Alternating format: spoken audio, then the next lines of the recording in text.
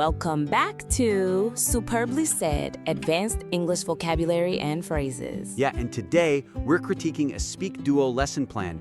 You can actually go to SpeakDuo.com to meet new people from around the world who are practicing English on video calls to, become more confident with their speaking abilities. Right, so let's just dive straight into the material. Today we're examining a slide deck designed for an intermediate to advanced English workshop. Uh-huh. And the very first thing a learner encounters is the title, which sets up this expectation that the actual content just, completely discards. Yeah, the submitted lesson introduces this highly specific and really compelling pop culture theme in its title, but then it completely abandons it in the actual content. It creates a pretty jarring disconnect for the learner. Right, it's super noticeable. The major weakness here is that the document's title explicitly references Blackadder in the Trenches or Blackadder Goes Forth.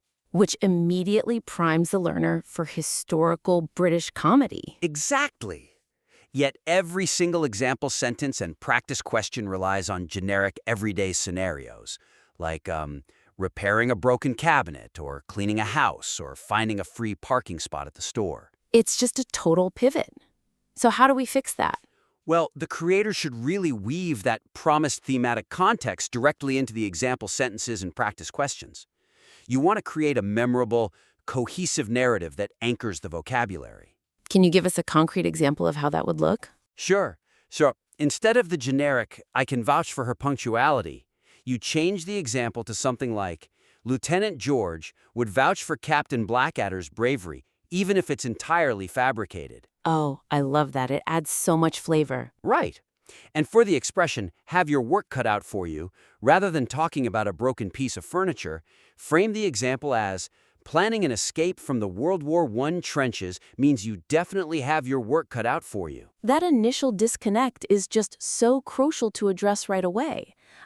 Let's really unpack the psychology of what happens to a learner when the packaging doesn't match the product. It's a real issue. Because they arrive at this document, they see the reference to a highly satirical, mud-soaked, high-stakes environment like a World War I sitcom, and their brain just prepares for a specific flavor of British wit. Right, they're ready for the joke. Exactly.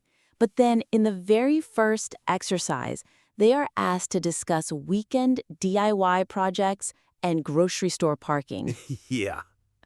That kind of cognitive dissonance isn't just mildly disappointing, it actually actively disrupts the learning process because the brain is constantly trying to reconcile the promise with the reality. Exactly. And beyond just fulfilling a promise, we really have to look at how memory actually functions, particularly for advanced language acquisition. Okay, unpack that a bit. Well, when a student is trying to move from intermediate to advanced fluency, they are no longer just memorizing direct translations, right? Right, the nuances. And our brains are fundamentally hardwired for storytelling.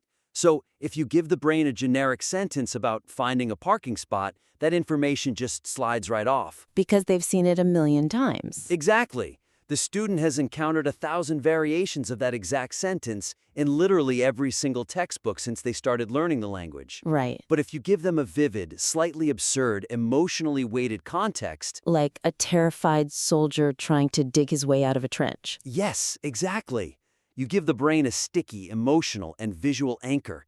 The vocabulary physically attaches itself to that mental image. But let me push back on that a little bit, because we do have to consider the reality of the platform here. SpeakDuo connects international learners from all over the globe, right? Right. That's a fair point. Aren't we effectively making the vocabulary harder to grasp by wrapping it in an obscure pop culture reference? That is absolutely a valid concern.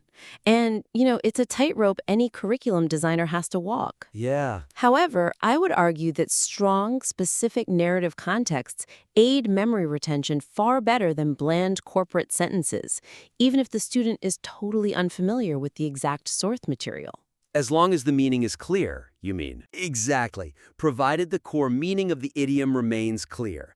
The sheer specificity of a soldier trying to escape a trench provides a much richer, more dynamic mental image than someone, opening a broken cabinet. Right. You don't actually need to know the entire backstory of Captain Blackadder to understand the desperation of a trench scenario. That's actually a really compelling way to look at it. The absurdity itself is the teaching tool. Precisely. Because if I am learning the phrase, vouch for someone, applying it to a historically absurd situation where someone is lying to a commanding officer, well, it carries a certain narrative weight. Right, it has stakes. Exactly. It implies risk.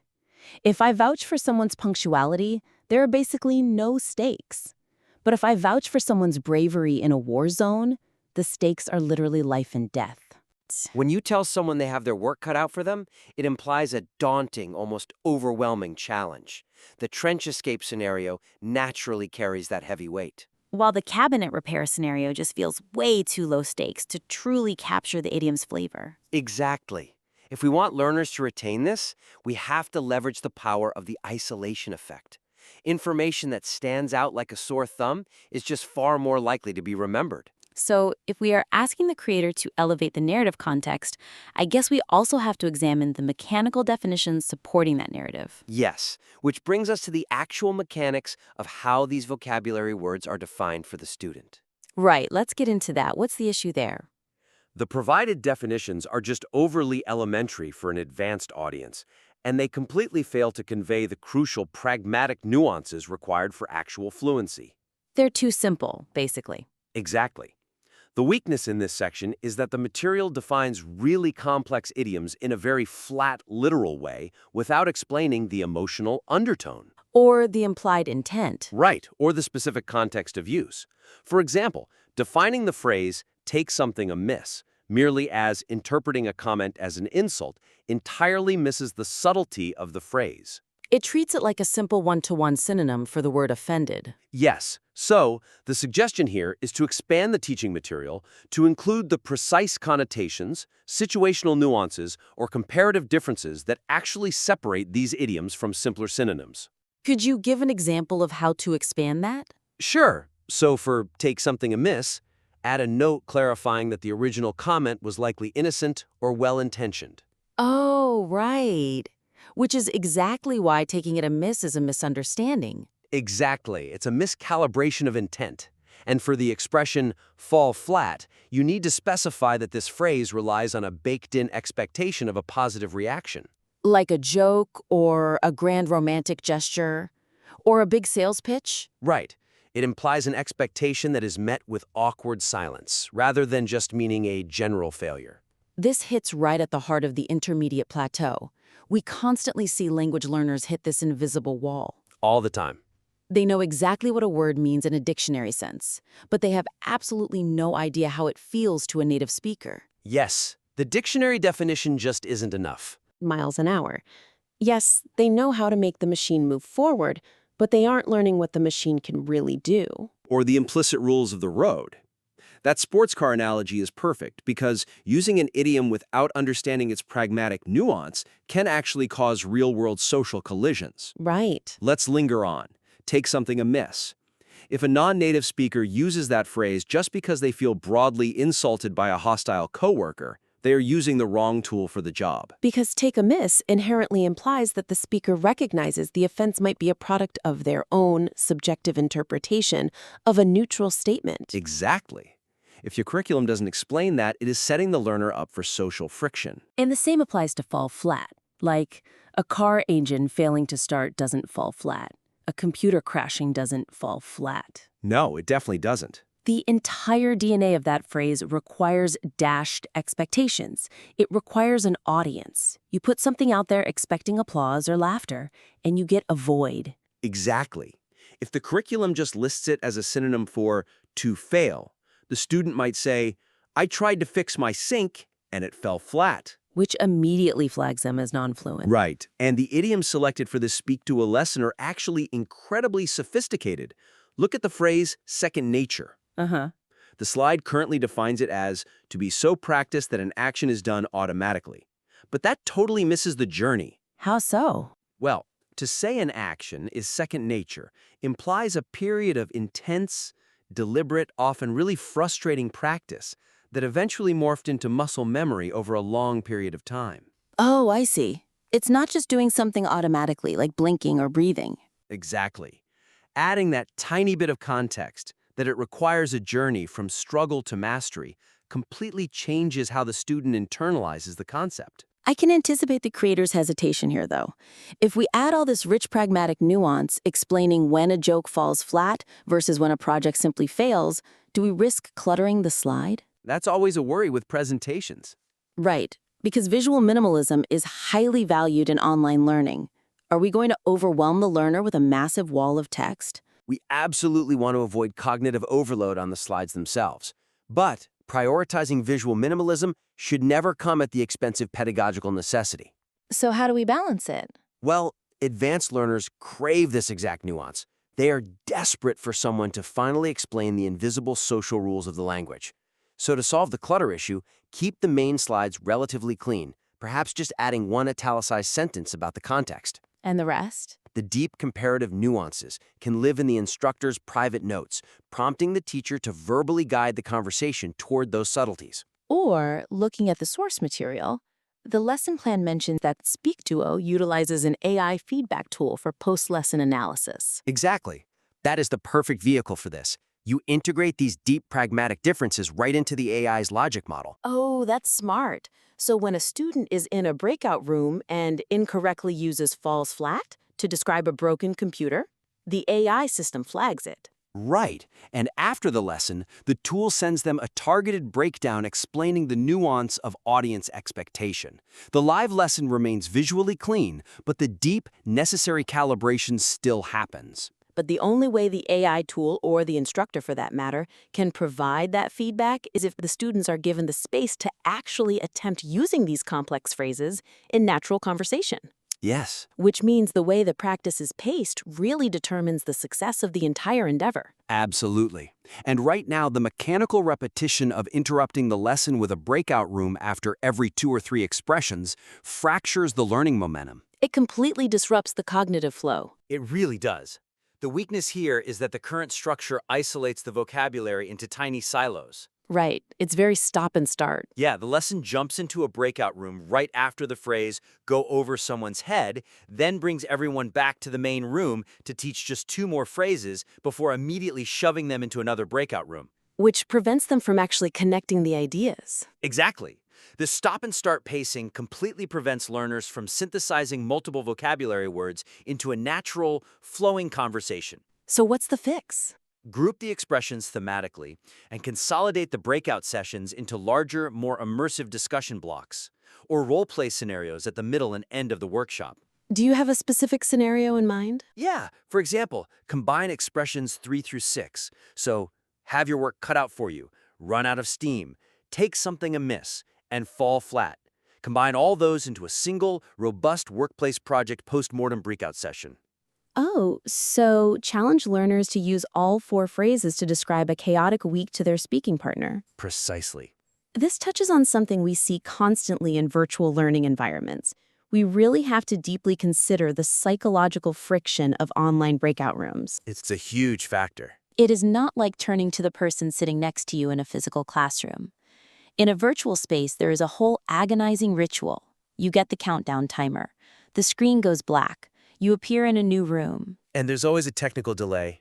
Always. Someone's microphone is muted, there's the awkward initial greeting, the establishing of who was going to speak first, the polite laughter. Right. If you force that technological and social friction 4 separate times in a single hour, you are bleeding precious conversational minutes. You are bleeding minutes, and honestly, more importantly, you are bleeding conversational momentum. Yeah, momentum is everything. Real fluency requires flow state. It requires the speaker to stop translating in their head and start spontaneously reacting to their partner. You just cannot reach a flow state in a 3-minute breakout room that only exists to practice 2 isolated idioms. It reminds me of designing a roller coaster. If you want the riders to experience a thrilling, memorable ride, you have to give the roller coaster time to build up kinetic energy. That's a great analogy. Right. Stop and start pacing is the absolute enemy of momentum. If the roller coaster stops every 10 seconds to explain the next turn, the thrill is completely gone. Exactly. By consolidating the practice into 2 meaty, 15-minute immersive scenarios, you allow the learners to actually build conversational speed, They can debate, they can joke, they can make mistakes and recover from them natively. all while trying to utilize these incredibly rich idioms. And the specific suggestion of a workplace project postmortem roleplay is designed to mimic how we actually speak. Because we don't just use one idiom, stop, evaluate it, and move on. No, we string them together, we weave them into narratives. A native speaker will say, I really had my work cut out for me today, and my presentation completely fell flat, so I just ran out of steam by noon. Right. Asking advanced learners to synthesize multiple idioms simultaneously respects their intelligence and pushes their cognitive limits in a way that isolated flashcard exercises simply do not. I hear that, but I do have to wonder about the limits of working memory. How so? Well, if we stack 4 or 5 complex idioms before letting them speak, doesn't the learner just forget the first idiom by the time they finally hit the breakout room? Doesn't immediate practice prevent them from literally running out of steam during the instruction phase? It's a fundamental question of cognitive load. Working memory definitely has limits, which is exactly why we don't want to just lecture at them for 30 minutes straight. Right. However, looking at the provided slides, we can see that they already include practice example questions for each individual phrase. Okay. And keep the immediate practice, but change the venue. Precisely. Let them answer those quick recall questions briefly in the main room. They can drop a quick sentence in the text chat, or the instructor can just call on 1 or 2 people to answer verbally. And that satisfies the immediate need to anchor the definition in working memory. Yes, by handling that quick, low-stakes recall in the main room, you completely free up the breakout rooms. They are no longer a space for mere repetition, they become a space for ultimate synthesis. That structure makes so much more sense. Main room for instruction and immediate low-friction anchoring, and then breakout rooms for sustained high-friction synthesis and flow state. Exactly. Highly memorable narrative of a Blackadder trench escape. It's unforgettable. You have a lesson that an advanced learner will never forget. They won't just learn the words, they will learn exactly how to wield them. Well, that brings us to the end of our critique for today. To concisely recap our 3 actionable takeaways for this SpeakDuo material. Sure. First, align the generic example sentences with the promise comedy theme to immediately boost narrative engagement and memory retention. Right.